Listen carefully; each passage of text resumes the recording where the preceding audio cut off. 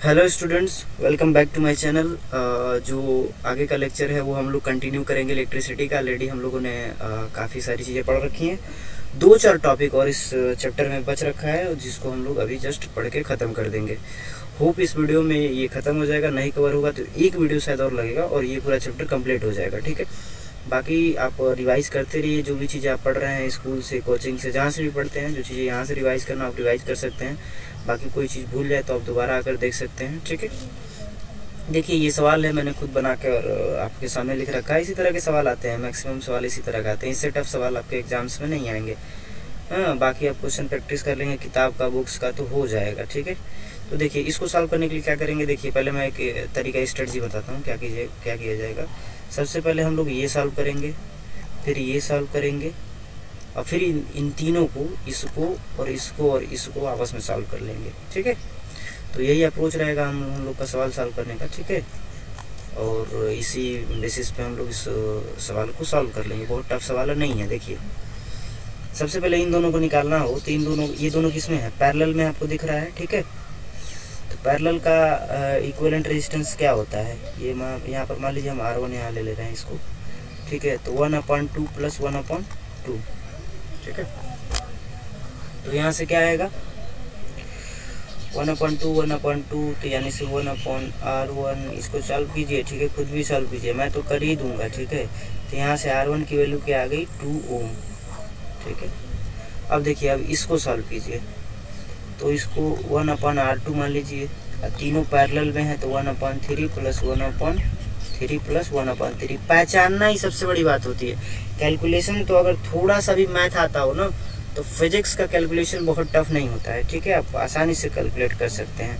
ये हो जाएगा 3, यहाँ से 1 + 1 + 1, राइट, 1/R2 यानी कि 1/R2 = व्हाट, एक मिनट, ये मैंने 2 लिख रखा है, ये 1 होगा। ठीक है, इस चीज़ का ख्याल रखिएगा। यहाँ से भी क्या आ जाएगा, 1 आ जाएगा, तो यानी कि R2 की वैल्यू क्या आ गई, 1 ओम। ठीक है, अब देखिए एक ये रेजिस्टेंस है, इसको रिप्लेस कर सकते हैं ना उससे, इसका जो इक्विवेलेंट आया उससे रिप्लेस कर सकते हैं। ऐसे ही इसका जो इक्विवेलेंट आया उससे रिप्लेस कर सकते हैं। ठीक है, तो यहाँ से हम लोग लिख सकते हैं। और ये देखिए ये तीनों सीरीज में है, तो यानी कि यहाँ से R जो इक्विवेलेंट आ जाएगा टोटल वो 1 + 1 + 1 आएगा। कैसे, इसका भी 1, इसका भी 1 और इसका भी 1। तो यानी कि R इक्विवेलेंट कितना आ गया, R इक्विवेलेंट कितना आ गया, 3 ओम आ गया, राइट। तो ये इस सवाल का आंसर है। ठीक है, अच्छा सवाल है, काफ़ी अच्छा सवाल है, बहुत प्रैक्टिकल, में डाटा भी बहुत बढ़िया लिख रखा है ना, ताकि एकदम एग्जैक्ट सेट हो गया है। ठीक, अच्छा अब इसको सॉल्व कीजिए। इसको कैसे सॉल्व करेंगे बताइए। देखिए सबसे पहले सोचिए, ये बैटरी है यहाँ पर, यहाँ से चलिए यहाँ तक, यहाँ आइए, ऐसे ही यहाँ आइए। अब देखिए ये और ये, पहले ये इन दोनों के बारे में सोचिए। ये और ये आपस में किस में है, सीरीज में है, तो इन दोनों का इक्विवेलेंट क्या हो जाएगा, 1 + 1 दैट इज 2 ओम। अब देखिए ये जो 2 ओम यहाँ से निकल के आया है, ये और ये आपस में पैरेलल में है, तो यानी कि 1/R2 = क्या लिख सकते हैं, 1/2 ये वाला 2 प्लस 1/2 वो वाला 2, यानी कि यहाँ से R2 की वैल्यू क्या आ गई, 1 ओम। इसको सॉल्व कीजिएगा, 1 ओम आएगा। ठीक है, अच्छा अब देखिए ये इस कंप्लीट का यहाँ से लेके यहाँ तक का रेजिस्टेंस कितना आया है, 1 ओम, और ये 1 ओम है। और ये दोनों आपस में किस में है, सीरीज में है। क्यों सीरीज में है, क्योंकि एक ऐसे है और दूसरा ऐसे, और करंट ऐसे होकर फ्लो हो रही है।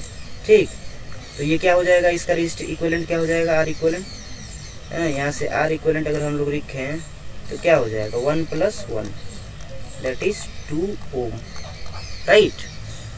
तो इस तरह के सवाल आपके एग्जाम्स में आते हैं, आए भी हैं और आने की पॉसिबिलिटी भी है। ठीक है, तो इस तरह के सवाल का आप प्रैक्टिस कर लीजिएगा। देखिए फिजिक्स में क्या है, जो न्यूमेरिकल आता है ना उसको, वो प्रैक्टिस से ही लगता है, मैथ की तरह होता है। बस थोड़ा सा ये है, फिजिक्स और मैथ में ये फ़र्क है कि मैथ टोटली डिपेंडेंट होता है आपके प्रैक्टिस पे, जबकि फिजिक्स डिपेंडेंट होता है आपके कॉन्सेप्ट्स पे, कि आपके कॉन्सेप्ट्स कितने अच्छे तैयार हैं।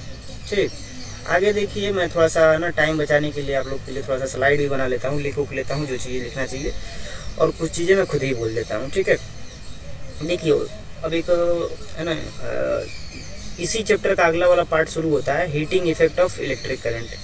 ठीक है, क्या शुरू होता है, heating effect of electric current. तो what is heating effect of electric current first of all, है ना। सबसे पहले हम लोग क्या करते हैं, किसी भी चीज़ को डिफाइन करते हैं, अच्छे से समझते हैं, फिर उसी के बेसिस पे कुछ लॉ पढ़ते हैं, कुछ फार्मूले बनाते हैं। फिजिक्स ऐसे ही चलती है, ठीक है। तो सबसे पहले बताइए, अच्छा ठीक है, बताइए, अच्छा कमेंट सेक्शन में लिखिए, ठीक है, कि आपको ऑलरेडी इसका क्या नाम है डेफिनेशन पता था कि नहीं था। अच्छा अब आइए इसको सीखते हैं, इसका डेफिनेशन, है ना, समझते हैं।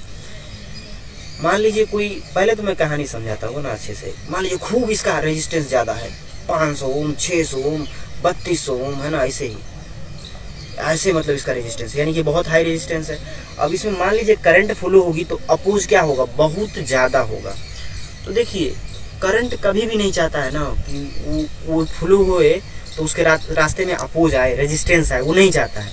तो उसके लिए ये क्या होने लगता है, हीट डिसिपेट होने लगता है ना। तो हीट जो डिसिपेट होता है उस वही हम लोग को दिखता है हीट के फॉर्म में, ठीक। एग्जाम्पल इस चीज़ का कहाँ दिखता होगा आपको, आयरन प्रेस दिखता होगा, इलेक्ट्रिक आयरन होता क्या है, उसमें इलेक्ट्रिक करंट पास होता है और उसका जो अंदर का जो मटेरियल होता है वो हीट होने लगता है। क्यों हीट होने लगता है, इसी वजह से क्योंकि उसका रेजिस्टेंस बहुत क्या होता है, ज़्यादा, इसलिए वो नाइक्रोम होता है उसके अंदर, ठीक है। हीटर इमर्सन रॉड या आयरन के अंदर नाइक्रोम होता है, निकल और क्रोमियम का मिक्सचर होता है। मैं लिख देता हूँ यहाँ पर, नाइक्रोम, है ना, ये निकल और क्रोमियम का मिक्सचर होता है। ये केमिस्ट्री वाले वो मतलब मैंने भी, है ना, मिक्सचर उक्सचर वाले चैप्टर में 9th का अगर पढ़ाऊंगा, ठीक है, वहाँ पर मैं आपको एक्सप्लेन कर दूंगा कि आखिर ये निकल और क्रोमियम जब मिलते हैं तो आखिर क्यों जो सब्सटेंस बनता है, ये अलॉय बनता है नाइक्रोम, इसका रेजिस्टेंस क्यों हाई होता है, इसको मैं एक्सप्लेन कर दूंगा उस टाइम पर, ठीक है। खैर यहाँ पे ये समझ लीजिए कि इसके अंदर का जो फिलामेंट होता है नाइक्रोम होता है और इसकी रेजिस्टेंस बहुत ज़्यादा होती है। इसमें करंट फ्लो जब होता है तो हीट जनरेट होने लगता है। तो यही बोलेंगे कि जब भी electric current pass through a high resistance conductor it produces heat.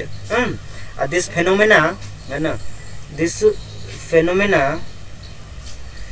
Is known as heating effect of electric current, ठीक, याद रहेगा ये चीज़, है ना। बाकी एग्जांपल आप देख सकते हैं, हीटर में ये देखने को मिलता है, इमर्सन रॉड जो आप गीजर पानी गर्म करते हैं वहाँ पर ये चीज़ दिखता है। फिर से प्रेस में दिखता है, प्रेस तो सब लोग करते होंगे ना, इलेक्ट्रिक आयरन सब लोग यूज़ करते हैं, ऐसा नहीं है कि कोई, है ना, कोयले का आयरन यूज़ करता है इस ज़माने में। इस ज़माने में कौन यूज़ करता है भाई, है कि नहीं। अच्छा joules law of heating, law देखिए ये जो वर्ड आते ही ना आपके दिमाग में एक चीज़ क्लिक हो जानी चाहिए, ये कभी भी ब्रेक नहीं होगा। जहाँ पर ये ब्रेक हो गया मतलब वो लॉ रह ही नहीं गया, ठीक है।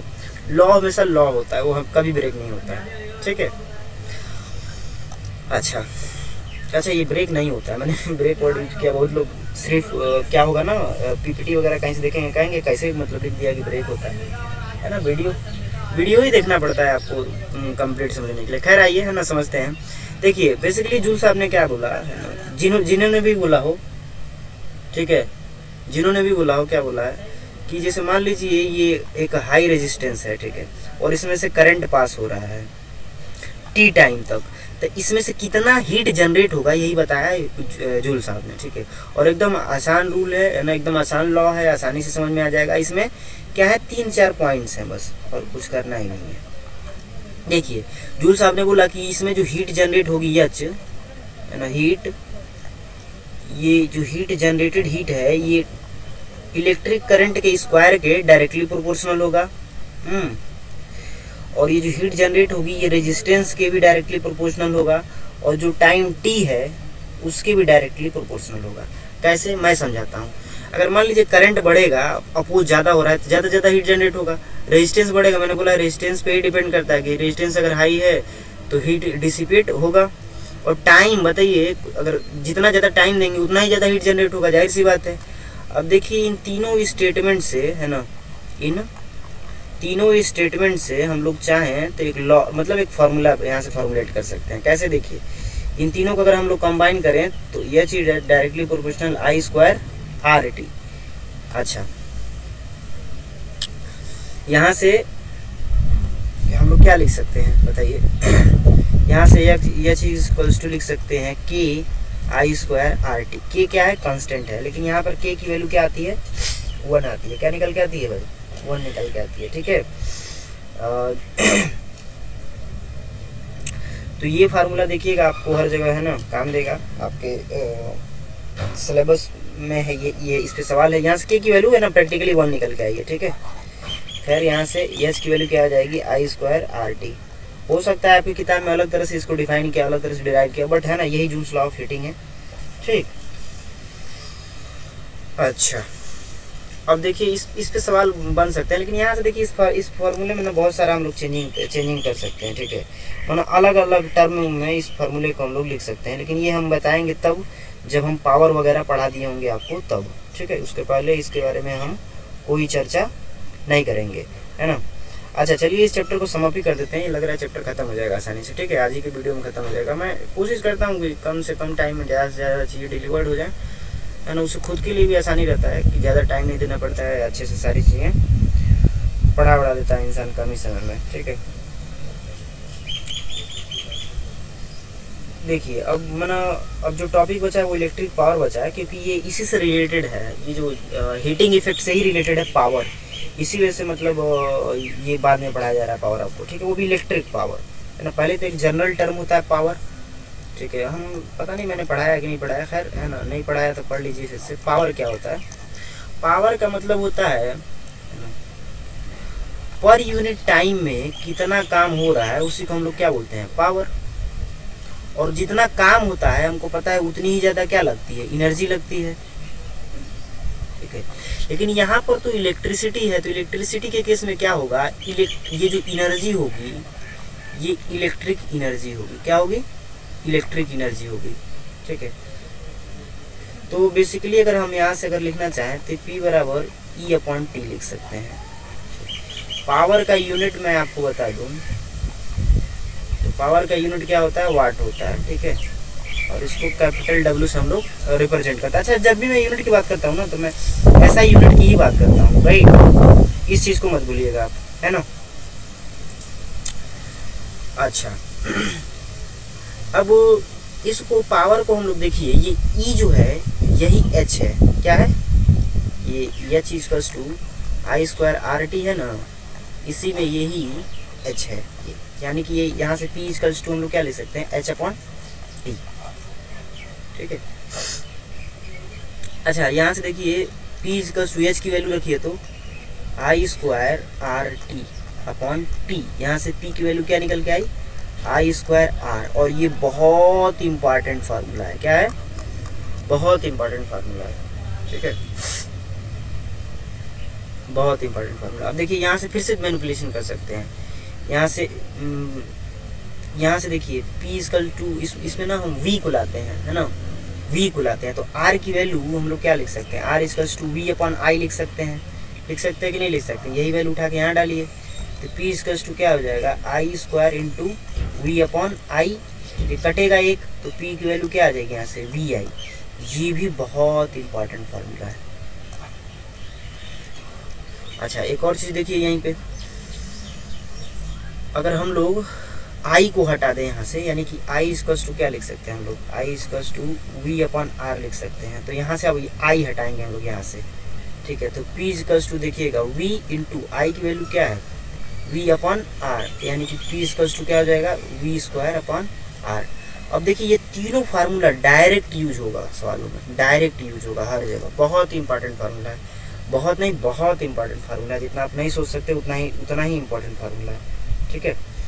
अच्छा एक आध दो थ्योरेटिकल टॉपिक है जिसके बारे में मैं बोल दे रहा हूँ, आप पढ़ लीजिएगा। मैं बता दे रहा हूँ, थोड़ा थोड़ा बता दे रहा हूँ, इंपॉर्टेंस बता दे रहा हूँ। एक फ्यूज का इंपॉर्टेंस तो मैं बताऊँगा, क्योंकि फ्यूज का इंपॉर्टेंस बताना पड़ता है, उसका कई रीज़न है कि पूछ देता है कि what is the use of, है ना, electric fuse in our household wiring, ठीक है। अच्छा जी जो हाउस होल्ड वायरिंग होती है, चलिए आगे थोड़ा सा स्लाइड बढ़ाते हैं हम लोग। ये जो हाउस होल्ड वायरिंग होती है ना, इसकी एक खास बात होती है कि जितनी भी हमारी वायरिंग हो रखी है हाउस में, है ना, ये सब किस में होता है, पैरेलल में होता है। अब इसका रीज़न बताइएगा कमेंट सेक्शन में आप, आखिर क्यों पैरेलल में होता है, what is the reason behind, है ना, कि जो भी हमारी इलेक्ट्रिकल अप्लायंसेस लगे होते हैं वो पैरेलल कॉम्बिनेशन में होते हैं, सीरीज में नहीं होते। ये रीज़न हमको कमेंट बॉक्स में चाहिए, जो भी वीडियो देख रहा है वो कमेंट करे इस चीज़ को, ठीक है। अच्छा ये इलेक्ट्रिक बल्ब के बारे में पढ़ लीजिएगा, ठीक है, सिलेबस में। तो ये हम लोग के सिलेबस में था ये भी बोर्ड में, है ना, आप लोग के सिलेबस में शायद बहुत ज़्यादा नहीं है। तो इलेक्ट्रिक बल्ब के बारे में पढ़ लीजिएगा, इलेक्ट्रिक आयरन के बारे में पढ़ लीजिएगा, ठीक है। थोड़ा सा गीजर के बारे में, वो इमर्सन रॉड के बारे में पढ़ लीजिएगा। अभी पढ़ लेंगे ना तो आगे आपको काम देगा। अच्छा कुछ मत पढ़िएगा, फ्यूज के बारे में तो पढ़िएगा ही पढ़िएगा। और चलिए फ्यूज के बारे में थोड़ी सी चीज़ें हम बता देते हैं कि व्हाट इज इलेक्ट्रिक फ्यूज। अच्छा आप देखते होंगे जहाँ पर भी मेन बोर्ड है आपके घर के वायरिंग है, तो वहाँ पर एक है ना इस तरह की कुछ चीज़ें लगी होती हैं, है ना। अब तो MCB टाइप की चीज़ें आ गई हैं, अब ये भी डायरेक्ट हो गया। तो होता क्या है, इसमें एक पतला सा तार ऐसे लपटा होता है, ये इसमें लगाया गया होता है, और इसी से कनेक्शन। जब भी इलेक्ट्रिसिटी बढ़ती है या घटती है तो ये जल जाता है। जलने के बाद इलेक्ट्रिसिटी का जो पथ होता है वो कट जाता है और घर में लाइट कट जाती है। इससे फ़ायदा ये होता है कि जितने भी इलेक्ट्रिकल अप्लायंसेस लगे हैं आपके, बल्ब, फ्रीज, टीवी, ये सारी चीज़ें जलने से या ख़राब होने से बच जाती है। मान लीजिए एक बैग वोल्टेज बहुत हाई हो गया, लो था, एक बैग हाई हो गया, पूरा आपका सामान मतलब जितने भी इलेक्ट्रिकल अप्लायंसेस है ख़राब हो जाएंगे, ठीक है। तो यही इसकी सबसे मेन इंपॉर्टेंस है ना। बाकी का दो अगर टॉपिक छूट गए तो न्यूमेरिकल बताते समय मैं वहीं पे ना कंसेप्ट के फॉर्म में मैं पढ़ा देता हूँ, ठीक है। बाकी ये सारी चीज़ें आप तैयार रखिए, है ना। आई थिंक है ना वीडियो थोड़ा सा कितना देर का हो गया है, आई होप हाँ ठीक है, इतना ही टाइम का तो मैं वीडियो बनाता हूँ, अच्छा है ना। बाकी आप थोड़ा सा आपके सपोर्ट की ज़रूरत है ना। ये एजुकेशनल वीडियो जो भी मैं कंटेंट डालता हूँ सिलेबस का, ये बहुत ज़्यादा नहीं चलता है। बाकी जो वीडियो डालता हूँ बहुत ज़्यादा चल जाता है, ठीक है। तो कभी कभी तो मन करता है कि बाकी तरह का ही वीडियो डालूँ और कोई वीडियो ना डालूँ, ठीक है। ये तीनों चीज़ आप खुद पढ़िएगा, ठीक है। बाकी क्वेश्चंस वगैरह कराए जाएंगे और ढेर सारे वीडियो, सारे चैप्टर आपका जो 10th का सिलेबस है वो तो एटलीस्ट करा ही देना है इस साल, ठीक है ना। चलिए है ना, होप है ना, कीप वाचिंग। ये वीडियो आपको हेल्पफुल लगा थोड़ा सा वीडियो शेयर कर दें, चैनल पर नए हैं तो सब्सक्राइब कर दें। Thanks for watching, have a nice day.